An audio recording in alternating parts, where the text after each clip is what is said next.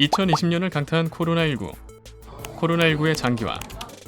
이에 따른 업무 환경이 비대면으로 바뀌면서 기업, 연구소, 공공기관에서 재택근무가 늘어나고 있어 이를 노린 해킹 공격 등 기술 유출 위험도 또한 증가하고 있습니다. 실제 관련 기술 유출 사례로는 모 기관에서는 재택근무를 위해서 직원들에게 VPN 서비스를 제공했습니다. 하지만 보안관리자가 VPN 접속에 대해 이중 인증을 하지 않고 단순히 아이디, 패스워드로만 인증하는 등 취약하게 운영. 해커가 절취한 연구원의 VPN 아이디와 패스워드를 통해 사내망에 접속하여 중요 연구 자료를 빼내간 사례가 있었습니다.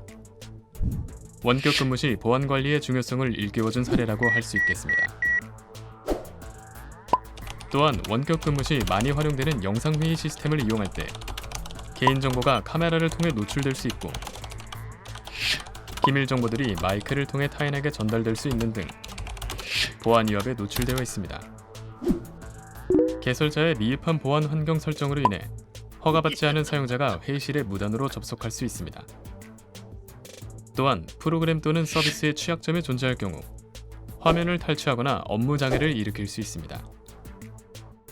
최근 많이 사용하는 모 영상회의 시스템에서 공격자가 가짜 URL이 포함된 초대장으로 로그인을 유도하고 계정 및 비밀번호를 탈취하여 악성 코드를 설치하는 경우가 실제 발생하였습니다. 영상회의 초청 메일에 회의실 주소, 입장 비밀번호를 입력하게 하는 형식을 악용한 사례라고 할 수 있겠습니다. 자, 그럼 이제부터 원격 근무 환경을 구축하고 관리하는 보안관리자와 영상회의 시스템 관리자들이 어떤 보안 수칙을 지켜야 하는지 알아볼까요? 먼저 사내망 접속을 통해 업무를 처리하게 해주는 보안관리자 10대 보안 수칙입니다. 첫 번째, 사내 업무용 시스템 접속 시 직원들에게 재택근무 시 사용되는 모든 내용들은 회사의 자산이며 외부에 유출 시 관련 법률에 의해 처벌받을 수 있음을 고지해야 합니다. 두 번째, 재택근무자가 안심하고 업무할 수 있도록 회사에서 허가된 노트북이나 단말기를 사용토록 해야 합니다. 세 번째, VPN 서비스 제공 시 아이디, 패스워드 단순 인증 이외에도 OTP, 휴대전화 인증 등 다중 인증을 필수로 적용합니다. 네 번째, 재택근무자가 여러 곳에서 접속하는 다중 접속은 금지하고 하나의 계정으로 접속할 수 있도록 합니다. 다섯 번째, 맥 어드레스 인증 등을 통해 지정한 단말기에서만 접속을 허용합니다. 여섯 번째, 기관의 보안 담당자가 사용하는 중요 계정은 패스워드 적용 시 특수 문자를 적용하게 하고 보안관리자 IP로만 접근이 가능하도록 하는 등 집중 모니터링이 필요합니다. 일곱 번째, 노트북 등 재택용 단말기가 사내 시스템에 접속 시 랜섬웨어 등 악성 코드 감염 방지를 위한 백신 자동 업데이트, USB 쓰기 금지 등 시스템 보안 설정을 사전에 자동으로 점검하고 보안 설정이 완료된 단말기만 사내망 접근을 허용합니다. 여덟 번째, 혹시 모를 사고에 대비하여 계정 강제 잠금, 해제 및 데이터 삭제 등 원격으로 계정 통제가 가능하도록 설정합니다. 아홉 번째, 분실, 기술 유출 사고에 대비하여 개별 사용자 권한 구분으로 접속 이력 및 행위를 추적할 수 있는 로그를 활성화하고 상시 보안 모니터링합니다.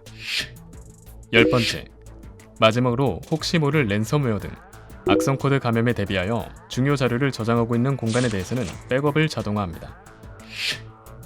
지금까지 회사 사내망에 접속하여 업무 처리 시 보안관리자가 지켜야 할 보안 수칙에 대해 알아보았습니다. 지금부터는 영상회의 플랫폼 관리자 보안 수칙에 대해 설명해 드리겠습니다. 영상회의 플랫폼은 보통 회사에서 직접 구축하는 직접 구축형 플랫폼과 클라우드 환경의 서비스를 가입해서 사용하는 서비스형 플랫폼으로 구분할 수 있습니다. 먼저 직접 구축형 플랫폼 관리자의 보안 수칙을 알아보겠습니다. 지정한 기기만 허용되도록 설정합니다. 기기의 보안 상태가 최신인지 점검합니다. 계정과 비밀번호 이외 추가 인증 수단을 적용합니다. 전용 장비의 취약점에 대해 관리를 지속적으로 수행합니다. 계정 통합 관리로 사용자의 이상 징후를 탐지 및 조치합니다. 다음은 서비스형 플랫폼 관리자 보안 수칙입니다. 기업 전용 유료 프로그램을 사용합니다.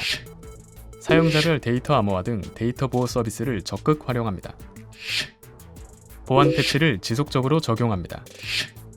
보안 공지는 개설자와 참석자에게 신속하게 안내합니다. 암호화 통신을 사용하여 데이터 노출을 방지합니다. 다시 한번 살펴볼까요?